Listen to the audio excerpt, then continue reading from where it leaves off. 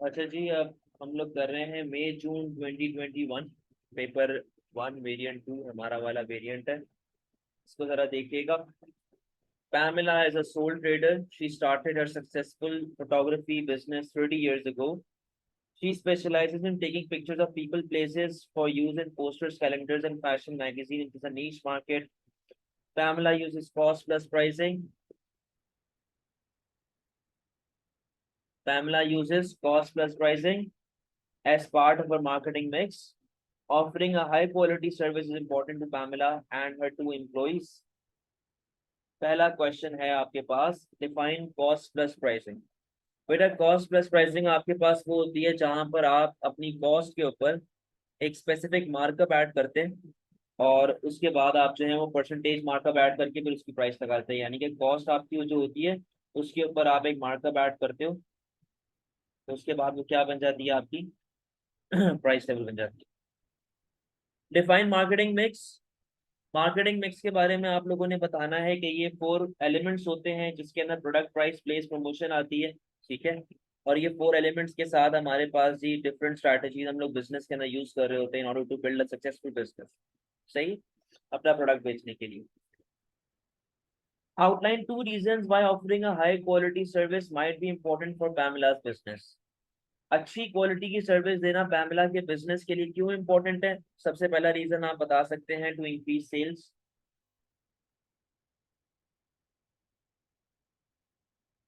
सही है। जब आपके पास सेल्स बढ़ेंगी तो आपके पास प्रॉफिट बढ़ेगा और यूज कर सकते हैं आप इस प्रॉफिट को टू री इन्वेस्ट इन द बिजनेस। ठीक है, फर्दर री इन्वेस्टमेंट के लिए आप इसको यूज कर सकते हैं। ये आपके पास आ गया पॉइंट, इसको जब आपने फर्दर एक्सप्लेन किया। सही है। अच्छा, फिर उसके बाद और दूसरा पॉइंट क्या लिख सकते हैं आप? To maintain reputation. क्योंकि आप जब एक फोटोग्राफी बिजनेस के अंदर होते हो, आपका जो बिजनेस का नेचर है वो एक सर्विस से बिलोंग करता है, आप एक सर्विस सेक्टर के अंदर है। ठीक है। तो जब आप सर्विस सेक्टर के अंदर होंगे, आप अपनी रेपुटेशन मेंटेन करनी होगी। आपको जो है वो ब्रांड लॉयल्टी आपकी इस तरीके से होगी, क्योंकि अगर आपकी सर्विस अच्छी होगी तो आप ब्रांड लॉयल्टी की तरफ जा सकते हो। तो ओवरऑल ये आपके पास बेनिफिट्स होंगे जो आप इसको फर्दर एप्लीकेशन के तौर पे यूज कर रहे होंगे। अच्छा, इसके अलावा आप क्या कर सकते हैं? To maintain high prices, to charge high prices, ताकि आपके पास जो है ज्यादा पैसा हो और आप जो है ज्यादा अपने पास सेल कर रहे हो और आपके पास सिर्फ वो आ रहा हो। अच्छा, ये आपके पास 3 रीजन थे, आपको इससे भी 2 लिख लो। Explain 2 advantages to Pamela of operating as a sole trader. Sole trader operate करने के पैमेला को क्या क्या एडवांटेजेस होते हैं? सबसे पहले आप लिखेंगे, कुछ भी लिख सकते हो कि ऑल प्रॉफिट पैमेला का हो जाएगा। ठीक है। फिर आप बताएंगे no need to share with anyone. आपको किसी के साथ शेयर करने की जरूरत नहीं है। आपको किसी को जो है वो क्या कहते हैं अपना पार्टनर बनाने की जरूरत नहीं है। सारा प्रॉफिट आपके पास आएगा, उसी को आप री इन्वेस्ट कर सकते हो, आप फर्दर यूज कर सकते हो आगे अपना कंजम्पशन वगैरह करने के लिए। पैमिला ओन बॉस, किसी को जवाब देने की जरूरत नहीं है, सारा काम खुद करेगी, किसी का मुलाजिम नहीं है वो। एडवांटेज में तो हाउएवर नहीं नहीं नहीं बेटा, वो डिसएडवांटेज बन जाएगा फिर। अच्छा, खुद सारा काम करेगी, फ्रीडम होगी, जब चाहे छुट्टी कर ले, जब चाहे वो काम पे आ जाए, जब चाहे जिसको सर्विस दे ना दे। सही है, ये वाली बात आपने लिख दी है। अच्छा, इसके अलावा क्या कह सकते हैं कि नो कॉन्फ्लिक्ट। ये भी एक पॉइंट आपके पास है, जब कोई लड़ाई करने, जब कोई होगा ही नहीं आपके पास पार्टनर वगैरह, तो आप कौन, आप किससे फड्डा करोगे? आपका कॉन्फ्लिक्ट ही नहीं होगा किसी के साथ, तो आपका बिजनेस स्मूथली चलता रहेगा, आपके ऑपरेशन स्मूथली चलते रहेंगे। Do you think operating in a niche market will help a small business have a better chance of success than operating in a mass market? Justify your answer. अच्छा, आपने यहाँ पे नीच मार्केट के advantage disadvantage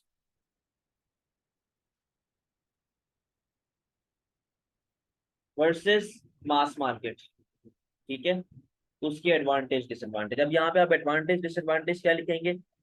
सबसे पहले कि अगर तो वो नीश मार्केट में ऑपरेट करता है तो अच्छा आपके पास क्या हल होगा कि आप सारी की सारी फोकस जो है वो एक ही गुड और सर्विस के ऊपर लगाओगे, आप एक ही बंदे के ऊपर फोकस कर रहे हो। ठीक है।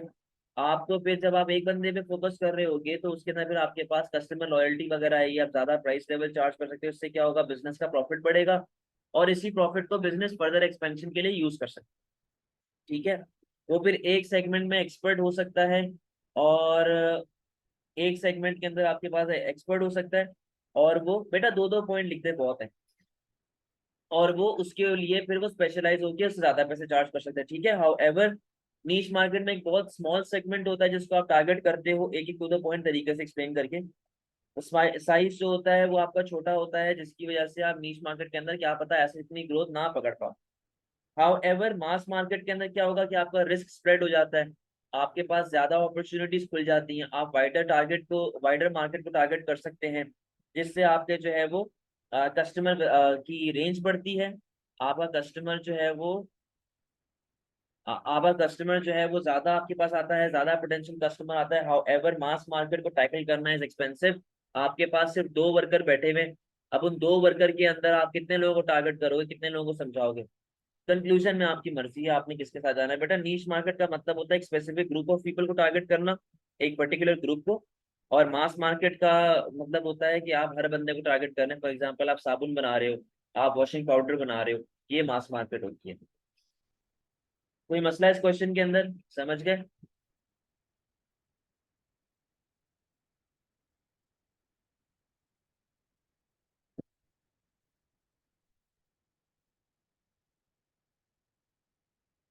नेक्स्ट क्वेश्चन के ऊपर आओ।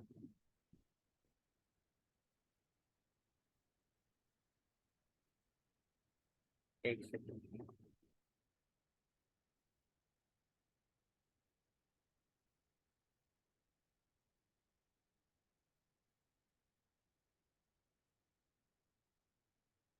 अच्छा जी, question number 2। NPX is an online retail business. All orders are sent directly to customers from its warehouse. NPX employs 60 full-time workers. The operation manager is analyzing NPX's cash flow forecast and extract is shown in table 2.1. To improve productivity, the manager plans to introduce new technology that can select and pack all the items for each order. This will make 35 workers redundant. The technology will cost 40,000. The manager is considering using either internal sources or external sources of finance for to finance this technology. हमारे पास बेटा cash flow सारे given है। अच्छा, और overall ही हमारा cash flow जो है positive balance के अंदर चल रहा है, तो नेगेटिव हमारे पास कुछ आ नहीं रहा। अब यहाँ पे लिखा हुआ है define opening balance. Opening balance last year का क्लोजिंग, मतलब लास्ट मंथ का क्लोजिंग बैलेंस और इस मंथ का ओपनिंग बैलेंस, सही है। ये चीज होता है, ये वो बैलेंस होता है जो आपके बिजनेस के स्टार्ट ऑफ मंथ के ऊपर होता है, जो कैश आपके पास स्टार्ट ऑफ मंथ पे अवेलेबल होता है, ठीक है। ये होता है opening balance. Two ways a business can increase productivity, बहुत वेज हैं भाई। ट्रेनिंग हो गई, मशीन हो गई, ठीक है।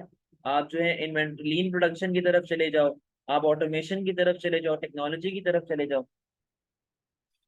Identify four sources of internal finance a business might use.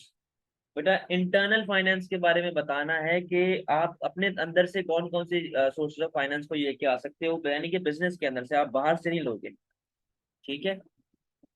जबरदस्त। सेविंग हो गया, रिटेन प्रॉफिट हो गया, सेविंग हो गया, रिटेन प्रॉफिट हो गया, ठीक है। अच्छा, और क्या क्या हो सकता है भाई बताओ? सेल ऑफ मशीन यानी कि सेल ऑफ एक्स्ट्रा एसेट, सही है। Sale of inventory.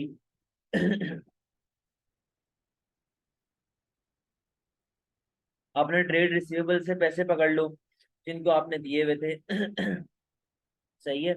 ये आपके पास कहानी आ गई।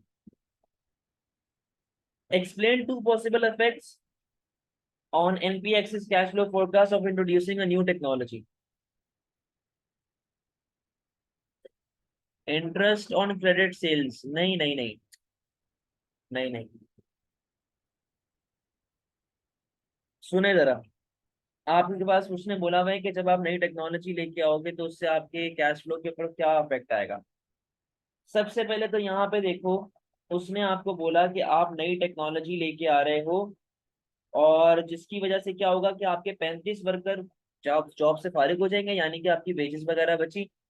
लेकिन जो टेक्नोलॉजी है इट विल कॉस्ट 40,000, सही है। तो अब आपने अफेक्ट्स बताने हैं, भले पॉजिटिव बताओ या भले नेगेटिव बताओ।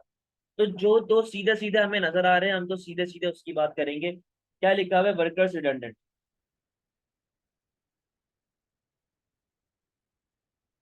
और दूसरा क्या है कि मशीन कितनी है? 40,000 की। Cash outflow. सही है। अच्छा अब देखो, कैश आउटफ्लो कम होगा शॉर्ट टर्म में, लेकिन लॉन्ग टर्म में कम होगा। लॉन्ग बढ़ेगा लॉन्ग टर्म के अंदर। उसके ऊपर बात नहीं करनी भाई, वो वैसे ही, हाँ सही कह रहे हो वैसे तो।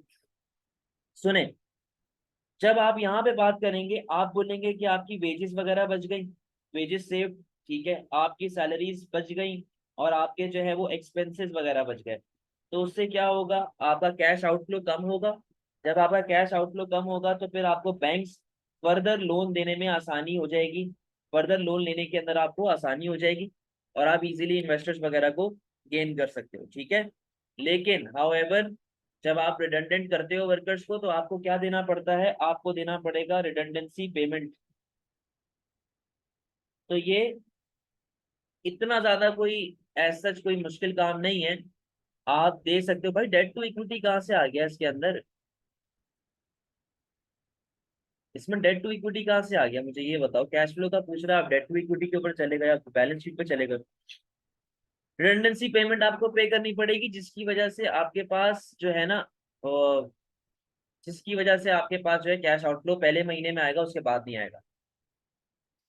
40,000 ऑफ कैश आउटफ्लो, यानी कि आपके पास इनिशियल इन्वेस्टमेंट आ गई है। इनिशियल इन्वेस्टमेंट आपके पास आ गई है 40,000 की, जिसके अंदर आप यहाँ पे बताओगे। अगर तो वो जुलाई या अगस्त के अंदर मशीन लेके आता है तो उसके लिए प्रॉब्लम है कि जुलाई के अंदर तो 35,000, 25,000 नेगेटिव में चले जाएगा, और अपने पास अगस्त के अंदर सिर्फ 5,000 रुपया बचेगा कैश फ्लो का। तो आप उसको बोलेंगे ये 2 महीने में लाना जरा मुश्किल है, आपके पास इनिशियल इन्वेस्टमेंट काफी ज्यादा जा रही होगी, आपका कैश आउटफ्लो काफी ज्यादा इंक्रीज हो जाएगा। इसके अलावा आप और क्या क्या लिख सकते हो? जो आप इंटरेस्ट पे करोगे मशीन के ऊपर, वो वाली कहानी आ गई, उसको लिंक कर दो। आप लेबर को ट्रेन करेंगे, उसकी कहानी आप लिख सकते हो कि आपके पास ट्रेनिंग कॉस्ट आ रही होगी, सही है, तो ये चीजें भी आप लिख सकते हैं। आप बोल सकते हैं कि आपके पास सेल्स वगैरह इंक्रीज होंगी, आपके पास कॉस्ट बढ़े, प्रोडक्शन बढ़ेगी, सेल्स वगैरह इंक्रीज होने के चांसेस हैं।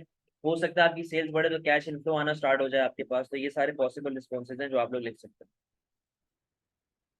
Do you think it is better for a tertiary sector business to use full time employees rather than part time employees? बेटा ये तो सीधा सीधा सा आंसर है, full time versus part time employees का। क्वालिटी चेक करनी पड़ेगी, कॉस्ट इंक्रीज। बेटा बात यह है कि जब मशीन आती है ना, तो मशीन के अंदर क्वालिटी का इतना मसला नहीं होता हो, क्योंकि वो मशीन एक ऑटोमेशन पे काम कर रही होती है, और मशीन जो है वो एक यूनिफॉर्म क्वालिटी निकाले, तो ये पॉइंट नहीं लिखे। अच्छा, do you think it is better for a tertiary sector to use full time rather than part time employees? देखिए मेरी बात सुने,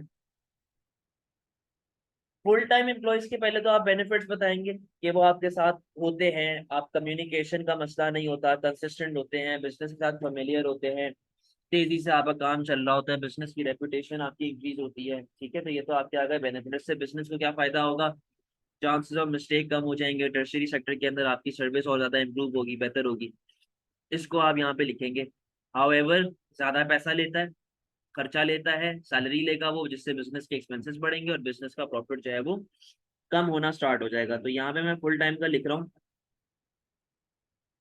कि वो फेमिलियर होते हैं, आइडियाज आते हैं, ठीक है, लॉयल होते हैं, जिसकी वजह से आपका प्रॉफिट बढ़ता है।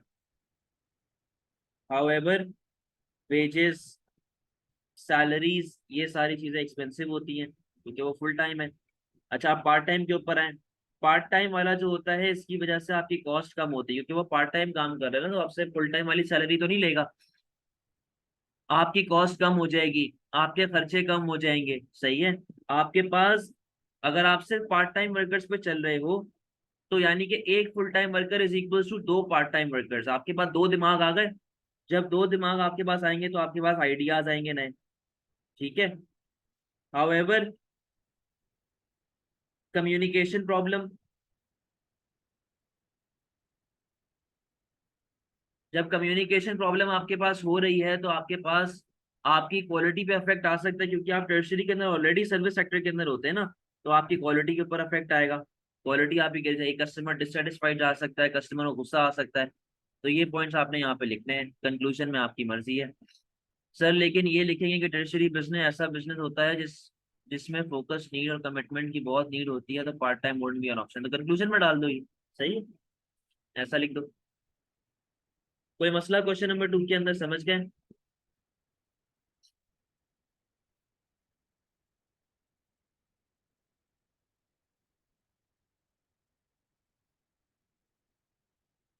अच्छा, GST is a public limited company. It produces steel products including gates and garage doors. GST has a flat organizational structure and a short chain of command. यानी कि इतना बंदा इसके अंदर अभी नहीं है काम में। GST has many stakeholder groups including 600 employees. 600 employees हैं आपके पास. The managing director is considering introducing job rotation to improve employee motivation. He has also been analyzing some financial data and extract as shown in table 3.1. अच्छा, अब आपके पास ये सारी चीजें given है, break even output आपके पास गिवन है, सही है। अच्छा जी, अब यहाँ पे आए, define fix cost. Fix cost वो कॉस्ट होती है does not vary with the level of output, for example rent, ठीक है। Calculate the margin of safety for product X in 2020। बेटा मार्जिन ऑफ सेफ्टी का मतलब ये होता है कि जितना प्रोडक्ट आपने ब्रेक इवन के बाद बेचा, सेल्स आफ्टर ब्रेक इवन, जितना माल आपने ब्रेक इवन के बाद बेचा वो सारा मार्जिन ऑफ सेफ्टी है। अब यहाँ पे आप टोटल कितने यूनिट्स बेच रहे हो? 30,000, और आपका ब्रेक इवन कितना है? 22,500। करो जरा, 30,000 माइनस 22,500, तो कितने यूनिट मार्जिन ऑफ सेफ्टी के अंदर आ गए? 7,500। अच्छा, फिर उसने बोला कि भाई कैलकुलेट करें ना मार्जिन ऑफ सेफ्टी, बस 7,500 यूनिट आपके पास आ गए, सीधा सीधा आंसर है आपका, सही है। इसको वर्किंग भी शो करनी है। Outline two advantages to GST of having a short chain of command. हाँ, ये मॉक का पेपर है। Outline two advantages to GST of having short chain of command. बेटा कम्युनिकेशन फास्ट हो जाएगी। जब कम्युनिकेशन आपके पास फास्ट होगी तो उससे आपका वर्क भी फास्ट होगा, सही है। आपके चांसेस ऑफ मिस्टेक कम हो जाएंगे। इससे क्या होगा? इससे बिजनेस की कॉस्ट कम होती है। जब बिजनेस की कॉस्ट कम होगी तो बिजनेस का प्रॉफिट राइज होना स्टार्ट हो जाएगा, सही है। ये बात आपने उसको बता दी। दूसरे में वर्कर मोटिवेशन लिख दो, वर्कर मोटिवेटेड रहेगा। वर्कर मोटिवेटेड इसलिए रहेगा क्योंकि वो क्लोज कम्युनिकेशन के अंदर होगा अपने मैनेजर के साथ। जब वो क्लोज कम्युनिकेशन के अंदर होगा अपने मैनेजर के साथ, तो ये भी हो सकता है कि मैनेजर आगे जाके उसको बोनस वगैरह देना स्टार्ट कर दे, ठीक है, या उसको एक्स्ट्रा पैसे दे उसके हार्डवर्क के लिए। तो इससे वर्कर खुश होगा, वर्कर मोटिवेटेड रहेगा और आपकी क्वालिटी को इम्प्रूव कर देगा, ठीक है। बिजनेस की सेल्स बढ़ना स्टार्ट हो जाएंगी। अच्छा, इसके अलावा आप बोल सकते हैं कि टास्क डेलीगेशन की बात कर लो तीसरे के अंदर। आप टास्क डेलीगेट कर सकते हो अपने वर्कर्स को। वर्कर क्लोज कम्युनिकेशन के अंदर है तो वर्कर को पता होगा कि यार क्या काम करना है क्या काम नहीं करना। डेलीगेशन की आप बात कर सकते हैं कि जो मैनेजर है वो आपके पास एक रेंज के अंदर आ रहा है, क्लोज रेंज के अंदर आ रहा है, तो वो भी आपके साथ कम्युनिकेशन कर रहा है। Explain one advantage and one disadvantage to GST of using job rotation to improve employees. Worker won't feel any extra pressure that manager will always keep on check on him, committed worker होगा, सही है।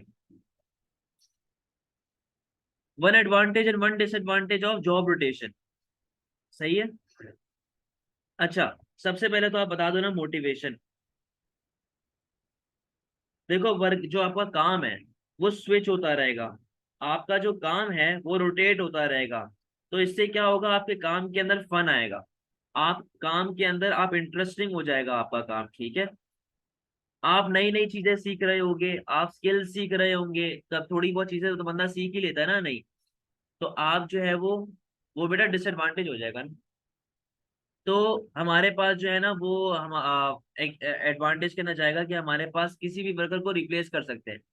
अब for example हमारे पास जैसे यहाँ पे लिखा हुआ है 600 वर्कर था, ठीक है। अगर कल को एक आधा छुट्टी पे चले जाता है तो मैं उसके काम फिर दूसरे को दे सकता हूँ ना, मुझे टेंशन तो नहीं होगी। ये बात आपने बता देनी है उसके अंदर। अच्छा, अब ड्रॉबैक के अंदर क्या लिखेंगे आप? ड्रॉबैक के अंदर आप लिख सकते हो कि यार वर्कर के ऊपर बर्डन बढ़ेगा, क्योंकि मैं उसको एक्स्ट्रा पैसे तो नहीं दे रहा ना भाई, मैं तो उससे उसी पैसे में काम करवा रहा हूँ जो मैंने उसको नया काम दिया है। तो जब मैं उससे उसी पैसे में काम करवाऊंगा तो उसके ऊपर बर्डन बढ़ेगा, वो बोलेगा यार ये क्या ड्रामेबाजी है भाई, हमें जो है वो पैसे दो। या फिर आप कह सकते हैं इसके अलावा कि भाई लर्निंग प्रोसेस, अगर आपको आप कुर्सी बनाते हो और मैंने आपको बोला कि जाओ टेबल बनाओ, काम तो दोनों कारपेंटरी के हैं, लेकिन दोनों का प्रोसेस तो अलग है ना। आपको पहले टेबल बनाना सीखना पड़ेगा, तभी तो फिर आप टेबल के ऊपर आओगे। आप ये बात आप उसको बता दें, ठीक है। आप ये बोल सकते हैं कि वर्कर क्या पता स्पेशलिस्ट ना हो। ट्रेनिंग नहीं मैं कह रहा, मैं कह रहा थोड़ा बहुत सीखना पड़ेगा। थोड़ा तो टाइम लगता है ना आपको नई स्किल सीखने के अंदर। अगर मैं इकोनॉमिक्स पढ़ाता हूँ और मैं बिजनेस भी पढ़ाना स्टार्ट कर रहा हूँ, तो मैं भाई बिजनेस, मैंने भले पढ़ा हुआ है बिजनेस, लेकिन कुछ चीजें तो मैं देखूंगा ना बुक से, या फिर एग्जाम के अपना पेपर पैटर्न से, या फिर अपने सिलेबस से, ताकि मुझे पता हो। तो ये वो है कि आप अपनी स्किल्स को पॉलिश कर रहे हो। इनरिचमेंट के अंदर ये होता है कि मैं ना मैथ्स पढ़ानी सीखी, पहले पहले मैंने सीखी फिर मैं मैथ्स पढ़ा रहा हूँ, ये इनरिचमेंट होती है, वो अलग चीज है। रिडंडेंट कर सकते हैं वर्कर को, एक ही दो काम करे तो बेटा ऐसे नहीं होता। पहली बात तो आप जब एक बंदे से दो काम करवा रहे हो तो आप उसको ज्यादा पैसे दोगे। रोटेशन का मतलब ये है कि एक हफ्ता बिजनेस पढ़ाओ, एक हफ्ता इकोनॉमिक्स पढ़ाओ, कभी कभार ऐसा ना स्विच कर लो टीचरों के बीच में, सही है, ये कहानी होती है। और दूसरी बात, अगर आप हमारे जो है ना वर्कर को रिप्लेस करेंगे, तो वो तो एडवांटेज के अंदर चले जाएगा ना, वो अलग पॉइंट है, उसको छोड़ दे, गलत पॉइंट है वो। Might ruin the work because of new work, ये बात आप कर लो। आप स्पेशलाइज नहीं हो उस काम के अंदर, आप उस काम में स्पेशलाइज नहीं है, तो वो फिर आपके लिए प्रॉब्लम क्रिएट कर सकता है, ठीक है। Do you think shareholder are the most important stakeholder group to the success of the limited company? Justify your answer. अच्छा जी, पहले तो आपने शेयर होल्डर के बारे में बताया कि देखो शेयर होल्डर जो है वो आपका वो बंदा होता है जो आपके बिजनेस में इन्वेस्ट करता है, वो बिजनेस का ओनर होता है, ठीक है। अगर शेयर होल्डर, अब इसके बेनिफिट्स बताएं, इंपॉर्टेंस बताएं। जब शेयर होल्डर बिजनेस में इन्वेस्ट करता है तो वो बदले में क्या मांगता है? रिटर्न, ठीक है, वो रिटर्न देख रहा होता है। शेयर होल्डर जब इन्वेस्ट करेगा ना मेरे भाई, तभी आपका बिजनेस आगे चल पाएगा। वो आपके बिजनेस के अंदर कैपिटल डालता है, सही है, कैपिटल इन्वेस्ट करता है। वो बिजनेस के एम्स को भी इन्फ्लुएंस कर सकता है, ठीक है, वो बिजनेस के एम्स को भी इन्फ्लुएंस कर सकता है। इसके अलावा आप बोल सकते हैं कि भाई वो डायरेक्टर्स को अपॉइंट कर सकता है, एजीएम करवा सकता है, डे टू डे डिसीजन नहीं लेता, सही है, ये आपने पूरा बताया। फिर आप चाहेंगे however there are other stakeholder as well, for example customer की बात कर लो, फॉर एग्जाम्पल मैनेजर की बात कर लो, फॉर एग्जाम्पल गवर्नमेंट की बात कर लो, इन दोनों की बात करो, या किसी की भी बात कर लो। तो आप कंक्लूजन में बोलेंगे बेटा अदर्स के अंदर आप एटलीस्ट एक या दो, एक की तो बात करनी ही करनी है आपने, आप दो की बात कर लो, ठीक है, कि हमारे पास ये भी दो और स्टेक होल्डर्स है। कंक्लूजन में आप क्या बोलेंगे? कंक्लूजन में आप बोलेंगे कि भाई मेरी बात सुने, स्टेक होल्डर एक इंपॉर्टेंट ऑब्जेक्टिव है, बिल्कुल ठीक है, लेकिन इट इज ये, लेकिन shareholder is not the most important stakeholder because there are other stakeholders as well. जैसे कि ऊपर कस्टमर मैनेजर की बात की, इस तरह आप बोलेंगे कि यार एम्प्लॉइज भी होते हैं, एम्प्लॉइज भी इंपॉर्टेंट स्टेक होल्डर हैं, जो सप्लायर है वो भी इंपॉर्टेंट स्टेक होल्डर है। ये चीजें आपने बतानी है। अदर्स क्या होते हैं? सात आठ स्टेक होल्डर मैंने आपको बताए हुए हैं। आपका डायरेक्टर हो गया, यानी कि शेयर होल्डर हो गया, ओनर हो गया, ठीक है, एम्प्लॉय हो गए, मैनेजर हो गए, गवर्नमेंट हो गई, कस्टमर हो गया, सोसाइटी हो गई। हाँ तो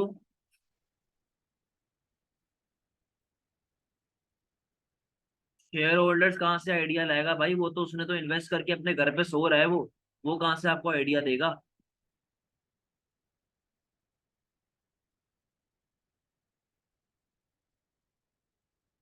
Rahul owns a small farm that grows oranges. His farm is based in country Z. Like all primary sector activities, farming creates external cost and external benefit. Rahul sells 600 tons of of his oranges direct to a drink manufacturer in country E. यानी कि ये क्या कर रहा है? Z से E भिजवा रहा है। The government of country E plan to introduce either import tariff or quota. चल मेरा भाई problem. Rahul said this might help country's government achieve one of its economic objectives, but how will it affect companies that export to country E? बोलता है कि यार हमारी तो हालत खराब हो जाएगी ना। लेकिन शेयर होल्डर नहीं होगा तो बाकी कैसे आएंगे, इन्वेस्टमेंट होगी तो बाकी सप्लायर आएगा, एम्प्लॉय आएगा, कस्टमर आएगा। तो आप ये लिख दो। लेकिन अब एक बात बताओ ना, अगर इन्वेस्टमेंट आ गई और एम्प्लॉय नहीं आ रहा काम करने के लिए, क्या करोगे? अगर एम्प्लॉय भी आ गया, सामान भी बन गया, कस्टमर नहीं खरीद रहा, क्या करोगे? तो बेटा सिर्फ एक बंदा स्टेक होल्डर जो है ना वो आपका इंपॉर्टेंट नहीं होता। हर बंदा इंपॉर्टेंट है, हर बंदे की अपनी इंपॉर्टेंस। डिफाइन प्राइमरी सेक्टर, ये वो सेक्टर होता है जिसके अंदर आप एक्सट्रैक्शन ऑफ रॉ मटेरियल के ऊपर बात कर रहे होते हैं। तो ये आपके पास प्राइमरी सेक्टर की डेफिनेशन आ गई। शेयर होल्डर का काम सिर्फ वैल्यू क्रिएट करना होता है, सामान खरीदना नहीं। Identify two government macro economic objectives, भाई आपके पास आ गया प्राइस स्टेबिलिटी, आपके पास आ गया है बैलेंस ऑफ पेमेंट स्टेबिलिटी, आपके पास आ गया है इकोनॉमिक ग्रोथ, आपके पास आ गया है अनएम्प्लॉयमेंट को कम से कम करवाना। ठीक है, कि आपके पास कोई से भी दो लिख लो। फिर outline one external benefit and one external cost that Rahul's business might create. External benefit, Rahul का बिजनेस क्या क्रिएट कर रहा है? बेटा ये क्या करता है? फार्मिंग करता है। जाहिर सी बात है अकेला तो नहीं करेगा ना, तो ये क्या क्रिएट करेगा? जॉब्स। जब उसको फार्मिंग के अंदर जरूरत पड़ेगी एक्सट्रैक्शन करने की या फिर खेती बाड़ी करने की, फसल उगाने की, तो वो और फार्मर्स को लेके आएगा, और फार्मर्स के लिए जॉब क्रिएट करेगा, उनको पैसे देगा, वो फर्दर जाके इकोनॉमी में स्पेंडिंग करेंगे और इकोनॉमिक ग्रोथ लेके आएंगे। आप अदर बिजनेसेस की बात कर सकते हो। राहुल तो सिर्फ ऑरेंज बना रहा है ना, ट्रांसपोर्ट तो दूसरा बिजनेस कर रहा है, ये दूसरे बिजनेस को बिजनेस दे रहा है, काम दे रहा है।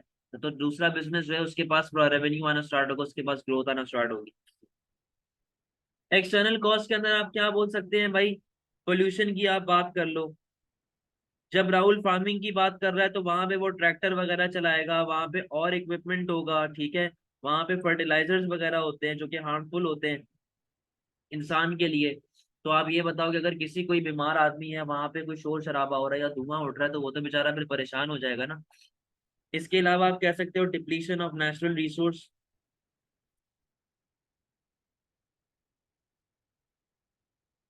ठीक है, आपने ये वाली बात कर ली है, इसकी बात कर लें। Explain two advantages to Rahul business of selling directly to manufacturer. बेटा जब वो डायरेक्टली मैन्युफैक्चरर को बेचेगा तो उसके अंदर आप बोलेंगे प्रॉफिट मार्जिन विल इंक्रीज। कहानी ये है कि अब वो डायरेक्टली मैन्युफैक्चरर को बेच रहा है ना, तो हमारा बीच में से होलसेलर जो है या फिर हमारा जो मिडिल मैन है वो तो गायब हो गया। हमारा मिडिल मैन गायब हो गया। अब जब हमारा मिडिल मैन गायब हुआ है तो उससे क्या होगी? हमारी फर्दर कॉस्ट सेव होगी। हम लोग और क्या कहते हैं, अपने प्रॉफिट मार्जिन को बढ़ा सकते हैं। फर्दर जब एक मिडिल मैन गायब हो गया तो वो तो अपना कट नहीं रखेगा ना, अब तो उससे प्राइस पे भी क्या इफेक्ट पड़ेगा? उससे प्राइस गिरनी स्टार्ट हो जाएगी, उससे हमारी ओवरऑल सेल्स बढ़ना स्टार्ट हो जाएंगी और बिजनेस को जो है वो फिर अब फर्दर फायदा होगा। आप डिमांड के बारे में पता लगा सकते हो कि भाई इस बार सर्दियों में कितना ऑरेंज की डिमांड है, पिछले साल कितनी थी, हमें और ऑरेंज उगाने चाहिए कि नहीं उगाने चाहिए। तो इस तरह आपको पता चलेगा। कस्टमर की नीड को आप यहाँ पे लिंक कर सकते हैं कि कस्टमर की नीड के बारे में पता चलता है। ठीक है। अच्छा, फिर उसके बाद आप कह सकते हैं भाई किस तरह के ऑरेंजेस चाहिए। आप हर फ्रूट में बहुत से नस्ल भी आती है, तो किस नस्ल का ऑरेंज लोग ज्यादा पसंद करते हैं, हम लोग उस तरह का ऑरेंज बनाएंगे। ठीक है, आप उसकी बात कर सकते हैं। अच्छा, अब उसके अलावा आप कह सकते हो कि भाई आप लार्ज क्वांटिटीज के अंदर बेच सकते हैं, ओवरऑल आपकी कॉस्ट कम हो रही है तो ओवरऑल आपको बेनिफिट मिल रहा है, आप लार्ज क्वांटिटीज के अंदर अपने सामान को बेच सकते हो।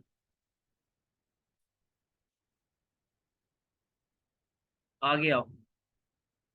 Do you think the introduction of import tariff is likely to have greater effect on the introduction of import quotas on an exporting business? बोलता है कि टैरिफ का इफेक्ट ज्यादा होता है कोटा से। Justify your answer. तो बेटा आप पहले यहाँ पे बताना स्टार्ट करोगे।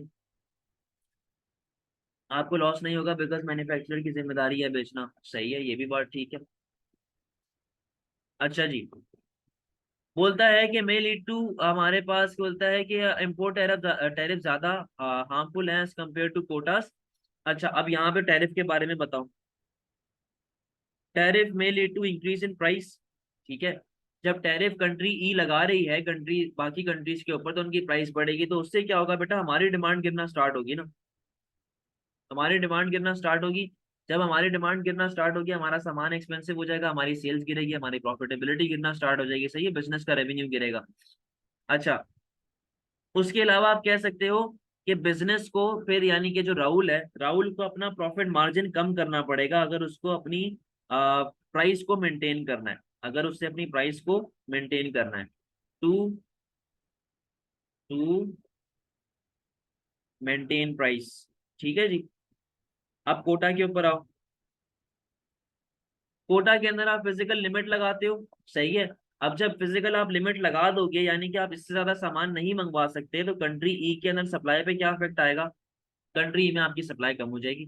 जब कंट्री ई में आपकी सप्लाई लेवल कम होगी, तो उससे क्या होगा कि आपके पास उधर मुल्क के अंदर क्या होना स्टार्ट हो जाएगा? शॉर्टेज। और आपके पास लोग डिमांड कर रहे हैं, लेकिन आपके पास देने को नहीं, आप सप्लाई नहीं कर सकते, तो इससे जाहिर सी बात है ना बेटा, आपका रेवेन्यू भी तो फॉल होगा ना, आपका रेवेन्यू फॉल होना स्टार्ट हो जाएगा। ऐसा कहाँ लिखा हुआ है? कहीं लिखा हुआ है कंट्री ई नहीं बना सकता? मैंने तो नहीं पढ़ा, कहीं नहीं लिखा हुआ बेटा।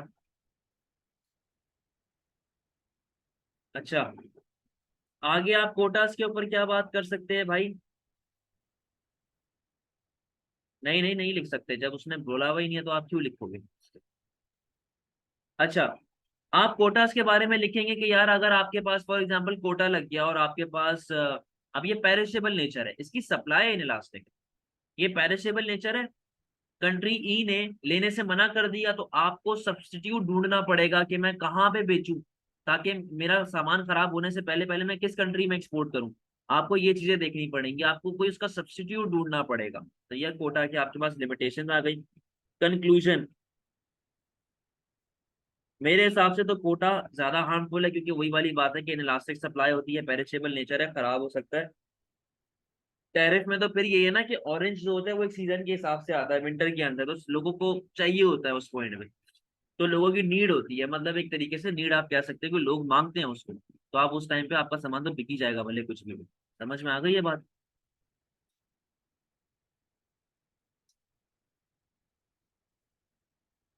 क्लियर है? चले बेटा, ये पेपर था, इंशाल्लाह कल वाली क्लास में इसका नवंबर वाला करेंगे, ठीक है। चले, अल्लाह हाफिज।